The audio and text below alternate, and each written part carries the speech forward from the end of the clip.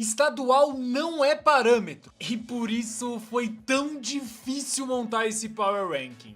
Fora que vai dar uma confusão. O negócio é o seguinte, toda semana eu vou ranquear os 10 melhores times do Brasileirão no momento. Ou seja, não tem nada a ver com quanto dinheiro tem, quanto que gastou, vai gastar, se tem um monte de estrela no elenco, o negócio é campo e bola. E em 10º lugar, abrindo a nossa lista, o Fluminense, que é verdade, voltou de férias depois de todo mundo. Só que já era pra esse time tá rendendo mais. Até mesmo na vitória contra o Colo-Colo, a gente vê que o Fluminense tem posse de bola, o que representa um certo domínio sobre o adversário, só que não consegue gerar tantas finalizações e tá cedendo muito espaço lá atrás. E chegaram reforços interessantes, principalmente o Marquinhos, né, que é o grande cara do Fluminense nessa Libertadores, participou de todos os 3 gols do time até aqui, só que o desequilíbrio que eu tava falando pra vocês é justamente porque o Diniz ainda não conseguiu encontrar e acho que nem tem no elenco um cara pra suprir a falta que faz o Nino. O Fortaleza ainda tá recolhendo os cacos do vice-campeonato cearense, só que respondeu com uma vitória contundente, uma goleada na Sul-Americana. Aliás, se por um lado esse é o início de ano mais conturbado desde que o Vojvoda chegou no Fortaleza, a gente tem que falar também que com 2 vitórias em 2 jogos da Sul-Americana, o Lion vai muito bem, obrigado. Ah, mas meteu 5 a 0 no Nacional do Potosí, que é um time fraquíssimo. E é verdade, tá? Você tem razão, só que, pelo menos pra mim, vai muito além do placar essa atuação do Fortaleza, porque o Lion tava com fome de gol, a atitude do time foi diferente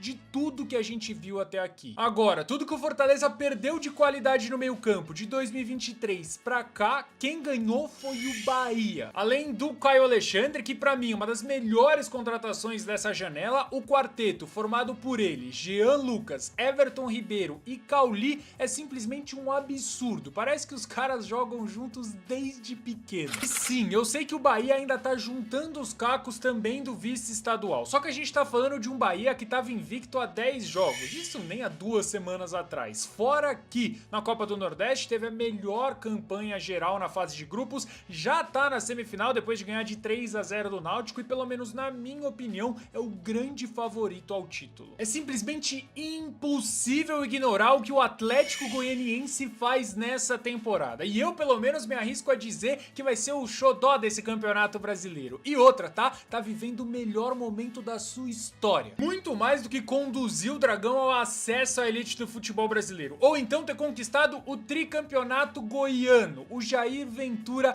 vive uma fase muito iluminada, irmão. São 15 vitórias seguidas. E muito se engana quem pensa que o Atlético Goianiense do Jair Ventura é aquele time todo retrancado, que joga fechadinho. Nada disso. Lógico, né? O nível de enfrentamento vai ser maior a partir de agora e isso vai entrar em jogo aqui no nosso Power Ranking, só que até aqui, em 19 jogos de 2024, o Jair Ventura já marcou 50 gols. Não ele, né? O time dele. Que tem como destaque o goleiro Ronaldo, que sofreu 13 gols em 19 partidas. Tá bem demais. Só não tá melhor do que o Shailon, o experiente Shailon de 26 anos, que já foi importantíssimo na temporada passada, jogou quase todos os jogos da Série B e esse ano o Shailon é só o jogador do futebol brasileiro, no geral, com mais participação em gols.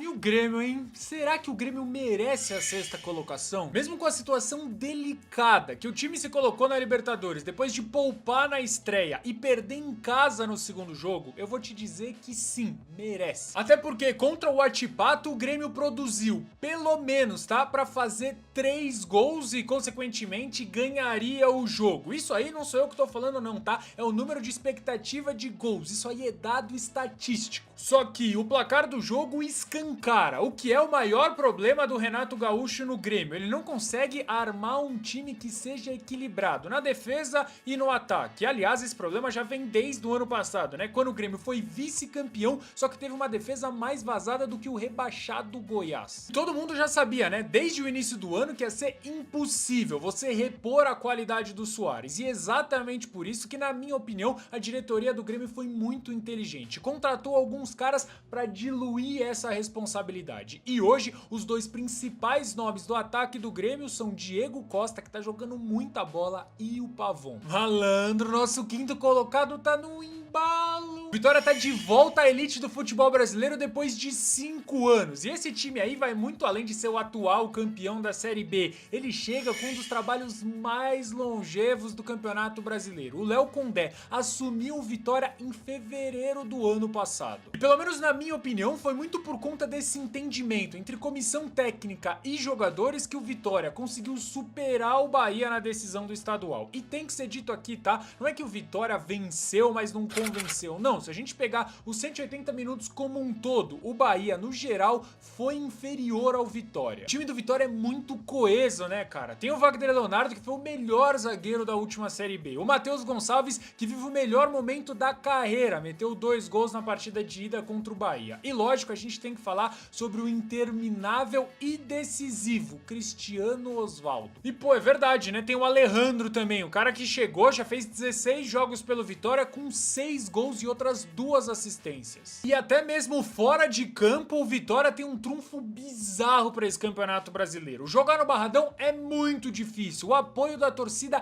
é absurdo e o Vitória já tá invicto há 23 partidas jogando em casa. Campeão estadual, já são 7 vitórias consecutivas, com direito a 3 goleadas e 2 dessas goleadas por 6-0. O time do Atlético Paranaense pode ainda não jogar por música, é lógico, né? O trabalho do Cuca começou anteontem, só que, pelo menos pra mim, de verdade, me assusta a facilidade com que esses caras conseguem construir o resultado. Aliás, na temporada como um todo, a gente tá falando de uma equipe que só tem uma derrota. E muito dessa qualidade que eu tava falando aqui, lógico, passa pelo Fernandinho, que aliás deu de fazer gol em 2024, né? Já são 3 nos últimos 3 jogos. E é lógico que a gente precisa falar sobre o maior artilheiro das séries A e B do futebol brasileiro nessa temporada, Gonçalo Mastriani, o homem que já tem 13 gols em 13 partidas, fora as 4 assistências que ele serviu. Basicamente, se a gente pegar os minutos dele para participar de um gol, ele vai participar de 2 gols por jogo. Diretamente do Atlético do Paraná pro Atlético de Minas, que é o nosso medalha de bronze. Vou começar falando que é notável o crescimento do time nas mãos do Gabriel Milito. Assim, só não vê quem não quer. Lógico, né? Um trabalho muito recente, tá só começando, mas os mecanismos de saída de jogo, a ideia que ele quer implementar já tá no Galo. Eu não tô só falando isso porque o Galo é o único brasileiro que ganhou os 2 jogos nessa edição da Libertadores até aqui. Não, não é por isso. A gente consegue ver os caras mais confortáveis em campo, como por exemplo o Paulinho, ele tá muito mais leve, né? Chegando por trás da defesa, atacando os espaços, e aí com isso começaram a aparecer os gols, que estavam faltando e muito no começo do ano. E a mesmíssima coisa vale pro Gustavo Scarpa, que pra alegria de uns e desespero de tantos outros, já provou que ele não esqueceu, ele não desaprendeu a jogar bola,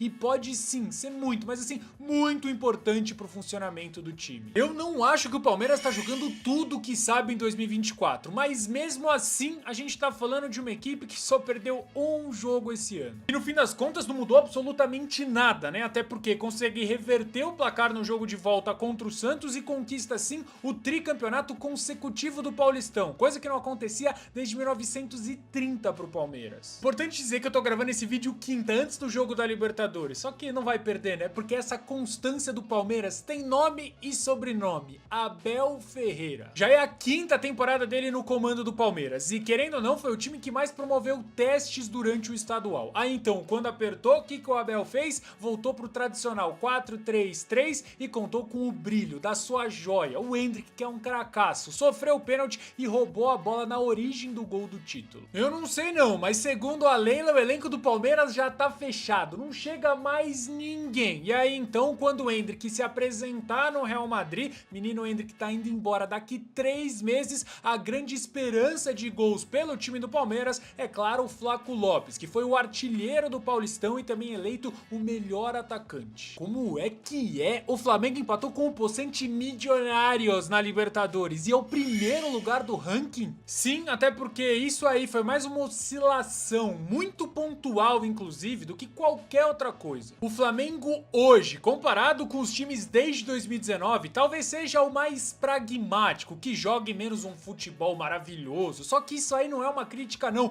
porque o Tite conseguiu transformar toda a bagunça de 2023 em confiança para 2024. E se é mesmo que ganhar um campeonato carioca invicto é um negócio tão pequeno, como tem um monte de gente falando por aí, por que será que nenhum time conseguiu fazer isso nos últimos 7 anos? Já fazia muito tempo, né? Vou falar um negócio pra você, não tomar nenhum gol durante um campeonato carioca inteirinho com a sua equipe titular é uma enormidade. E obviamente a gente precisa falar sobre o Pedro, o jogador terminal, que tem 13 gols em 14 jogos, mas ele foi titular só 13 vezes, e se a gente for considerar a assistência também que ele deu, pegando aqueles minutos para participar de um gol, ele participa de um gol a cada partida que ele faz em campo pelo Flamengo nessa temporada. Tá bom? Ou quer mais? Mas é óbvio que eu não ia entregar para vocês só do primeiro ao 10º, eu só vou justificar os 10 primeiros times, os outros 10, esses aí que vocês estão vendo na tela, eu vou deixar vocês se matando nos comentários, mas é lógico, né? Deixa o seu like e já se inscreve no canal, tamo junto!